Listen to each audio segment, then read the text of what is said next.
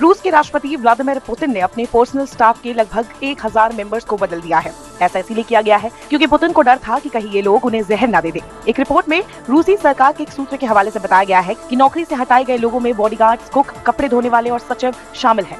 रूस द्वारा यूक्रेन पर हमले की दुनिया भर के देशों द्वारा व्यापक रूप से निंदा की गई है। इसके अलावा पुतिन और उनके सहयोगियों पर दुनिया भर में कठोर प्रतिबंध लगाए गए हैं।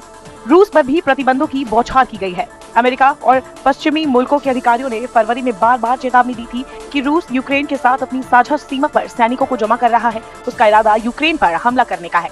हालांकि क्रेमलिन ने लगातार हमले की बात को नकारा था, लेकिन 24 फरवरी को पुतिन के आदेश पर यूक्रेन पर हमला कर दिया गया। वे अमेरिका के साउथ कैरोलिना के सांसद लिंडसे ग्राहम ने रूस के राष्ट्रपति की हत्या किए जाने की बात भी कही है। ग्राहम ने इस महीने की शुरुआत में पुतिन की तुलना एडोल्फ हिटलर से की थी। उन्होंने कहा था कि युद्ध को खत्म करने का एकमात्र तरीका यह है कि कोई इस व्यक्ति को निपटा दे।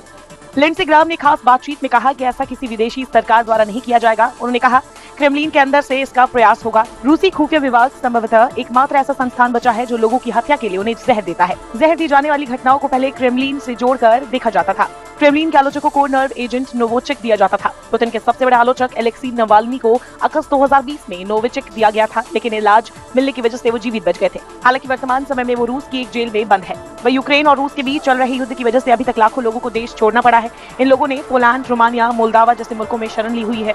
दूसरी ओर युद्ध में रूस को बड़े पैमाने पर नुकसान भी उठाना पड़ा है। अभी तक यूक्रेन संग जंग में रूस के टॉप 5 जनरल मारे गए हैं। ये पुतिन के लिए किसी बड़े झटके से कम नहीं है। ऐसे में पुतिन को अपनी जान का खतरा भी अब महसूस होने लगा है।